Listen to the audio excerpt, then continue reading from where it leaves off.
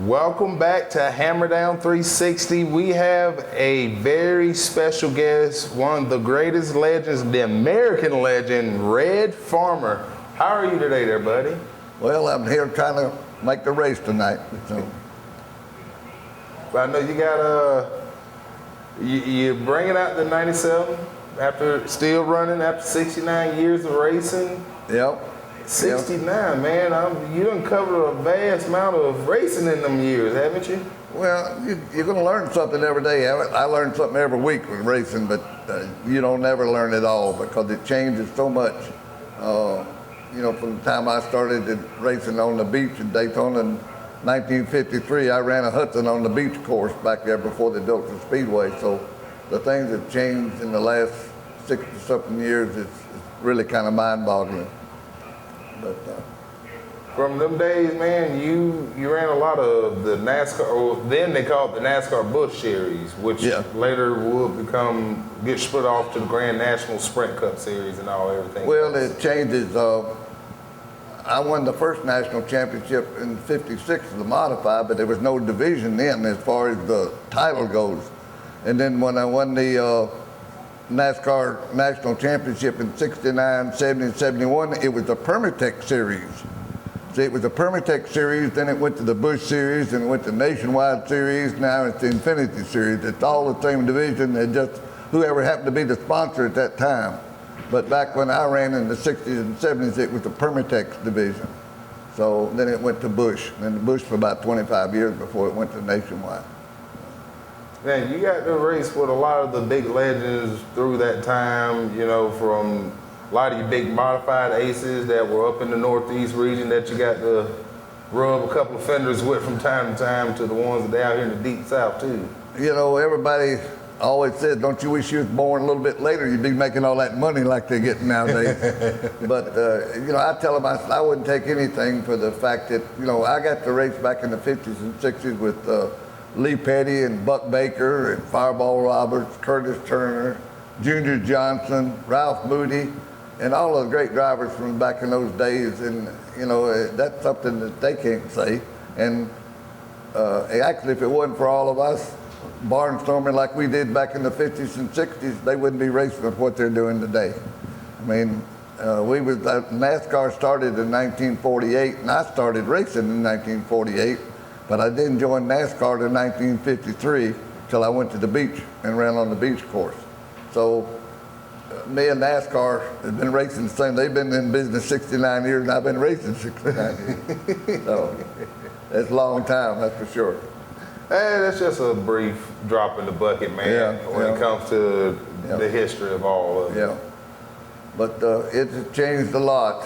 Everybody always asks me what was my favorite race that I've won. I won 742 races in 69 years. And I won a lot of races, and the most popular race for me that I always picked out of all of them was the 1971 at Daytona Beach. It took Dale Earnhardt, well actually back 56 when I won my first championship, my last race was in Concord, North Carolina. There's a big race up there, 200 lapper, last race of the season. I was battling for the modified championship, and there's a fella that a lot of people don't know named Ralph Earnhardt, who was Dale's daddy. He was up there, he was racing for the Sportsman Championship that year. And we was both in Concord, the last race of the year, both battling for championship in NASCAR. And we actually both won it. Then I went to Daytona in February, and we set up at the banquet, and I sat right next to Ralph Earnhardt. He got the National Sportsman Championship, I got the Modified Championship. So that was something. Then, of course, later on I ran with Dale.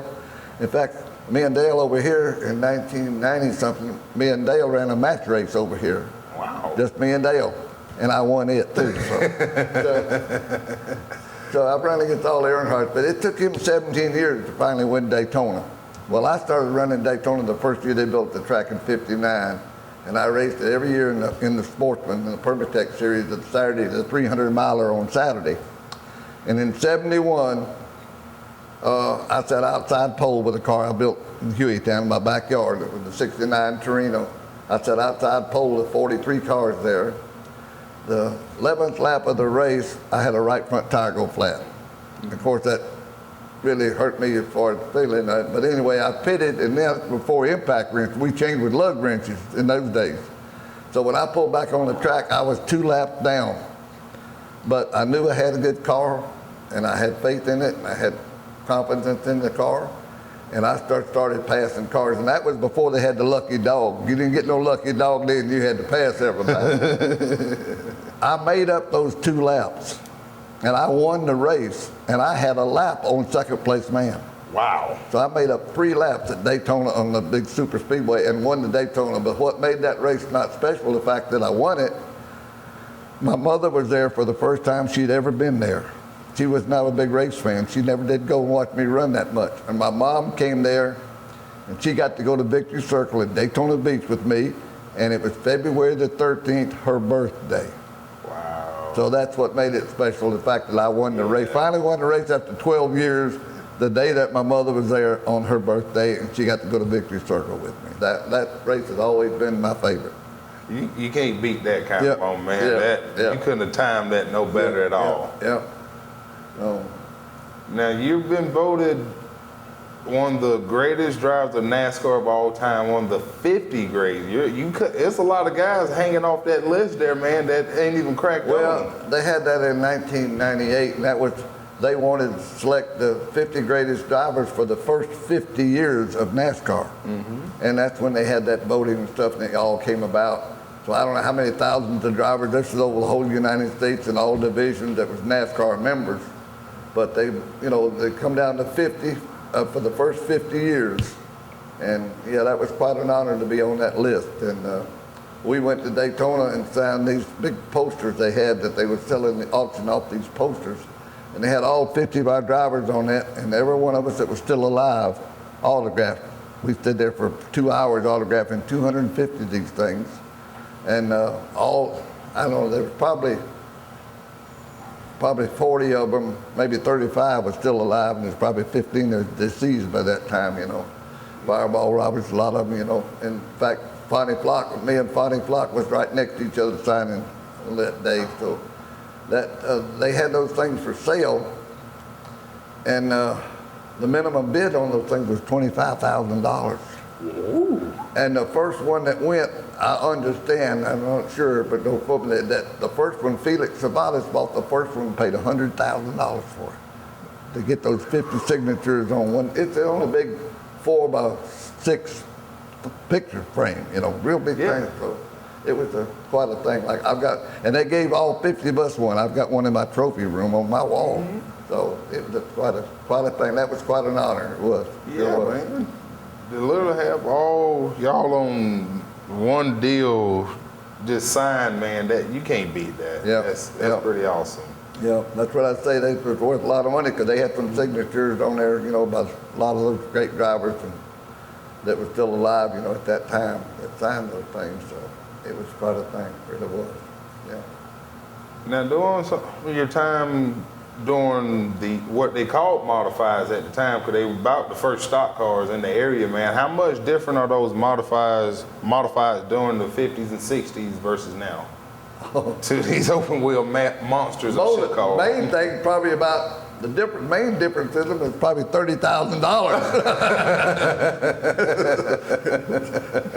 30 stacks, man. That's the simplest way to put it, because there's nothing like I ran a 36 Ford down on the beach course and had a 292 Ford Y block in it. We ran the flatheads the years of my race. We ran the whole flathead Fords, Had tires about 5 inches wide and could come off the pickup trucks and stuff. And we run, compared to what they do nowadays, it's mind-boggling. I mean, all these cars, we run this new bump stop system and coil binding system and all this other stuff on these dirt cars, and these Burt transmissions with no clutches in them, no fly wheels, and all this other stuff. It's just it's 4-bar system with got cars with 6 coils on, 6 shocks on instead of 4.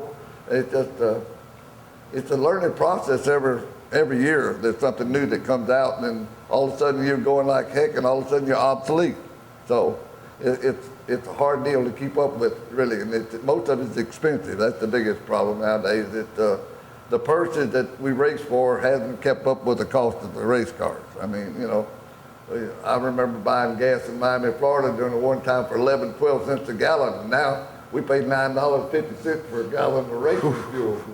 So it just, I can't do it. there's so much different nowadays from what it was back when we raced. And even when we raced Daytona, years ago in the 50s and 60s and 70s compared to what they do nowadays. It's just, just like this, just for instance, when I won the Permatex 300 on the Saturday, I think I got $11,000 first place. Now they run that, and 41st place probably gets $15,000 for 41st. So for dead last, it gets $15,000, $20,000. I got $11,000 for first place back in '71. So that's the difference it has nowadays. It's just, but like I said, if it hadn't been for us running for nothing, they wouldn't be running for all that money today. Yeah, I think, the Knoxville Nationals up there in Knoxville, Iowa, they have sprint cars. That first race paid $1,500 to win. Now the race pays $150,000. Yeah, I know. So, I know what you mean. It's definitely been a change, man, in the years. And I've never been to Knoxville. I'd like to go there,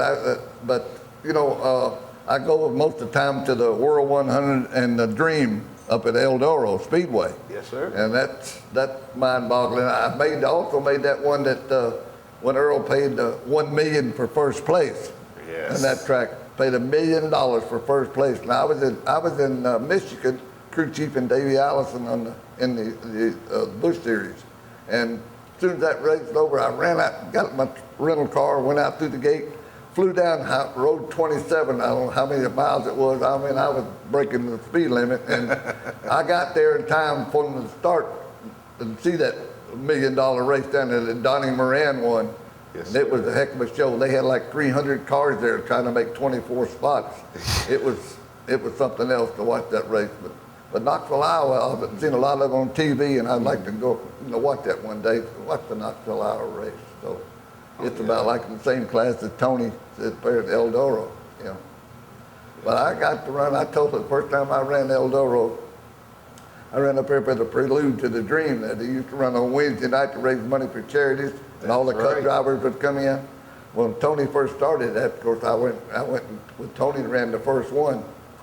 And the first time I got on Eldora in the heat race, I won the heat race. Tony was second, Kim Schrader was third, Danny Lakoski was fourth, and I told Tony, I'm quitting right now. I'm batting 1,000. I won my first race at Eldora, and I'll never probably win another one. I'm gonna quit right now. So I did that and I told Tony, and I ran it for about 5 years every Wednesday night up there, but it got such a big thing, and he had so many people wanting to run it that he come to me one time, and he had the chance to get that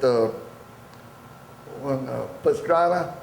Travis Pastrana, yes, sir. He wanted to run it, and I told him, but Tony didn't have no spots open. I said, Tony, give me my spot. I said, this track is built for 25-year-old people, not 80-year-olds.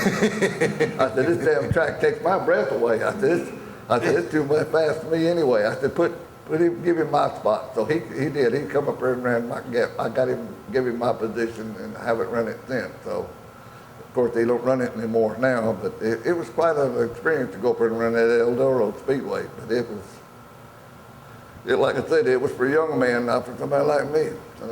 That track, you get going so fast, you lose kind of where the straightaway's at. I mean, it was almost in a circle, and you come out and you get going so fast, and all of a sudden you don't realize whether you're in the corner or on the straightaway. So it was something else. But I'm glad at least I got the experience running Eldora. If I can tell you that the Super Late Model track record at Eldora is about 15 flat. Actually, they broke that. Oh, it's did it? now a 14.93 up at Eldora. Well, I was up there. I qualified up there for the Dream in about 1550 or 55 or something like that, 1560, something like that. We had good cars, but I can imagine going 1490 something on that racetrack. He probably left scratch marks all the way through the corners. They just about, man. Now, one thing from we know you won 2 Sprint Cup races, the current Sprint Cup series at Talladega. and you got your heat race win at Eldora. How is it trying to balance, going at that time about 160 to 70 to doing 140 at Eldora? Well, when I won the ARCA 500 over at Talladega Super Speedway. I won that twice. And one thing about that, and the one I won in '88, Davey Allison was my crew chief. I was his crew chief on the Permatech series, or I call it, or in other words, in the Infinity. And I was his crew chief on that. Then when I ran over there in the ARCA race, he was my crew chief. So Davey was my crew chief when I won the ARCA 500 over there. But we ran that track, of course, before they had restrictor plates and stuff like that, and didn't have all the rules and stuff that they got nowadays. Well, the car that I ran at Daytona, I had a 427 cubic inch tunnel port Ford motor in it, and it didn't have the horsepower they got nowadays, 358. So it was 427 cubic inches, and of course our tires were nothing like that, and we didn't have no spoiler rule. But I would tell him when I ran that race over here at Talladega, in that car, I had a 4-inch spoiler, the width of the deck lid, and when I qualified, it was on 12 degrees, almost flat. And we got ready to race, we raised it to 15 degrees. Now they run 55, but we had it almost flat. You couldn't even tell we had a spoiler back there when we raced up there. So you go in on the bottom of the wind and you come out on the top. It turned sideways, go all the way through the corners. We're going to take a small break right there. This is part 1 of the Red Farmer interview. We'll be back with part 2 here soon.